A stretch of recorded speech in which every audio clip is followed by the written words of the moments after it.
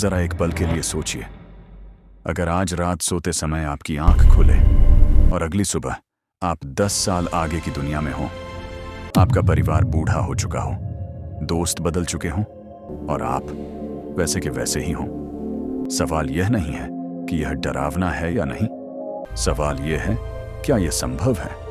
हम में से हर इंसान कभी न कभी यह सोचता है, काश मैं समय में पीछे जा पाता, काश मैं वो गलती ठीक कर पाता, या फिर काश मैं भविष्य देख पाता ताकि आज सही फैसला ले सकूं।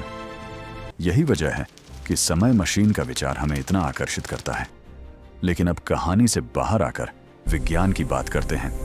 हम मानते हैं कि समय सबके लिए एक जैसा चलता है, लेकिन यह मानना सबसे बड़ी गलतफहमी है। समय कोई नदी नहीं है जो एक ही दिशा में बहे। विज्ञान कहता है समय एक आयाम है, और जो चीज आयाम होती है वह झुक सकती है, खींची जा सकती है और बदल भी सकती है। 100 साल पहले एक वैज्ञानिक ने यह सवाल उठाया, अगर दो लोग अलग अलग गति से चलें तो क्या दोनों के लिए समय एक सा होगा? इस वैज्ञानिक का नाम था अल्बर्ट आइंस्टीन। उसने कहा, जैसे जैसे गति बढ़ेगी वैसे वैसे समय धीमा होगा। उस समय लोग हंसे थे, लेकिन आज विज्ञान मानता है कि वह सही था।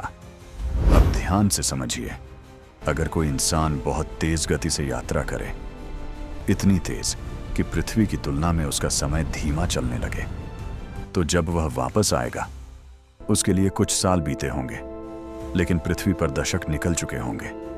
यह कोई कहानी नहीं है, इसे ही कहते हैं भविष्य की यात्रा।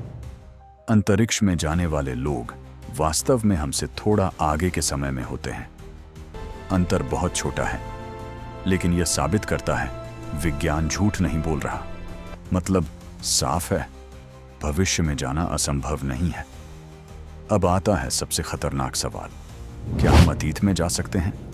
विज्ञान कहता है सैद्धांतिक रूप से शायद एक ऐसा रास्ता जो समय और अंतरिक्ष को आपस में जोड़ दे।